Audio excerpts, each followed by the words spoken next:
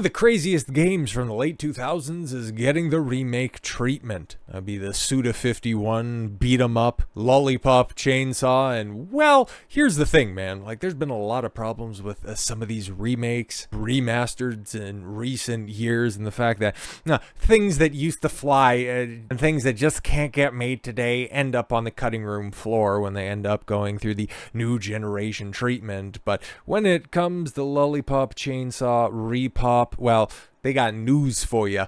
They can actually take the temperature of the room and realize that, oh yeah, the thing that was selling this game back in the cut, let me just go ahead and get that in perfect frame.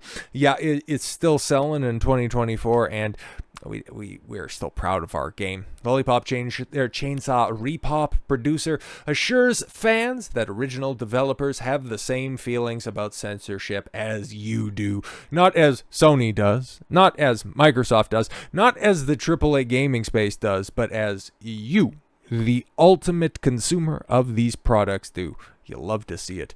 Now, once again, seeking to ease the fears regarding the remake's commitment to honoring its source material, Lollipop Chainsaw RePOP producer and CEO of the developer Dragami Games, Yoshimi Yasuda, has assured fans of the dev team behind the original release of the cult classic hack and slash title have absolutely zero interest in seeing their work subjected to censorship. Oh, hell yeah. Hell yeah. Because this game was great. I can't remember if I bought it or not. I'd have to go look at my back catalog. Like, I got most of my Xbox 360 games all stored away. But I know I definitely played it. Might have been a demo. Might have been a rental, because I guess those were probably still a thing back in 2012. It was fun, man. It was stupid, right? Like, it was just this airhead blonde cheerleader with the severed head of her boyfriend. She had to cut off with a chainsaw because he got bit by a zombie, and she tried to stop the infection. Now she's going around trying to find a cure. Like, it's just a dumb game, but that was video games, and it was fun at the time, and it was sold on the fact that, yeah, you have a bubbly, big-titted cheerleader, and yeah, she's carrying the head of her severed boyfriend on her hip, and she's wearing a short skirt, and you always, whenever they're having interactions, it is always shot from the floor upwards. So yeah, you were going to be getting a few crotch shots. It knew exactly what it was doing. It knew exactly the market that it was targeting, and it did it well.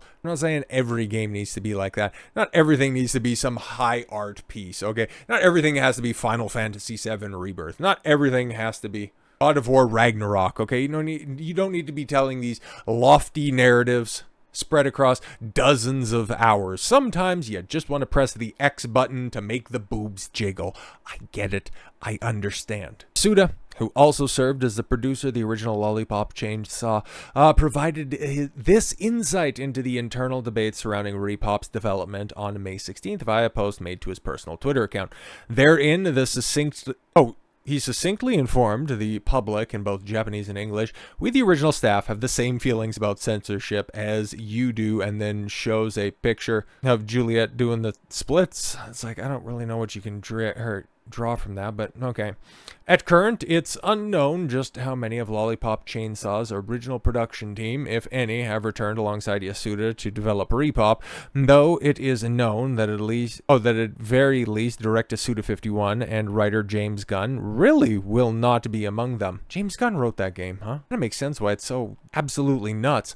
However, regardless of whether the original developers are taking a stance against censorship from either an internal or external position, the fact that they are so willing and confident to speak up at all, even if it is via a collective statement issued by Yasuda, bodes well for the survival of Suda51 and Gunn's original artistic vision. Yeah, exactly, man, because it was fun. Like, see, there it is, right there. Nick and Juliet, Tara Strong, I'd highly doubt, unless they can go ahead and preserve the original voice acting, that woke-ass Tara Strong would be coming back. Like, listen, maybe given the fact that Tara's most recent outing is Harley Quinn and Suicide Squad Killed the Justice League didn't quite pay as many bills as she was hoping, so she could potentially be needing the work. But I'm also just saying, if there's a younger sounding voice that's out there, one that doesn't sound like it's been smoking, Marlboro Reds like they're going out of style. Go ahead and go in that direction, okay? Speaking on the subject, during an October 2023 interview with Automaton's Taijiro Yamanaka, the producer confirmed, now regarding the scenario and the script of RePOP,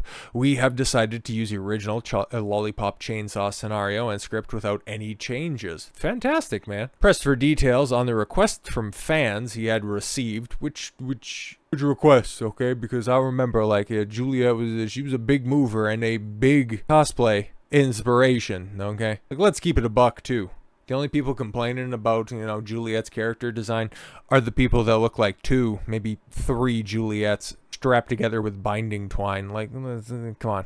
Hot chicks like hot chicks, guys like hot chicks, guys like hot. The best versions of both sexes can be presented on the screen. Like, it's not that difficult. But all of these freaks who can't even figure out who they are on a given day, they're the ones that are going to be the arbiters of entertainment going forward. Yeah, I don't think so. Yes, okay, the requests from fans were when we announced RePOP for the first time in July last year.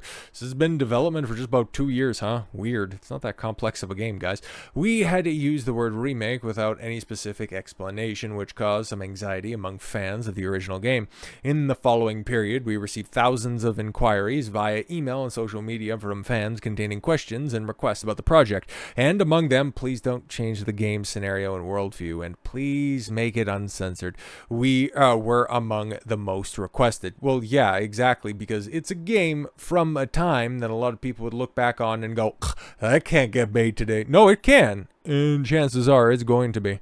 And from there, we made the decision not to make changes to the script, taking into account both the wishes of users and international reviews. As for the international reviews, very interesting that you point to that, okay?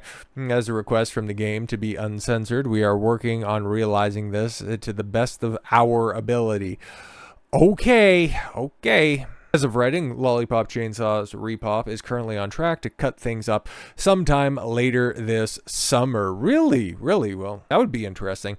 Like, yeah, because I don't know if there's like a proper PC port for that, but I would definitely be willing to give it another try because, yeah, it's definitely been over a decade. It's not something that I've gone back to. It's not something that I've played in a very long time. Hell, I don't even think that I beat it at all. I'm sure a lot of people did end up beating the game, but it had nothing to do with actually completing the main scenario. But running it back on modern hardware with old school sensibilities, I could definitely get behind that for sure, and it would definitely go a long way to show, hey, guess what? You can bring those antiquated games from the back, you can bring those outdated sentiments back, and it ending up being a boon for the industry.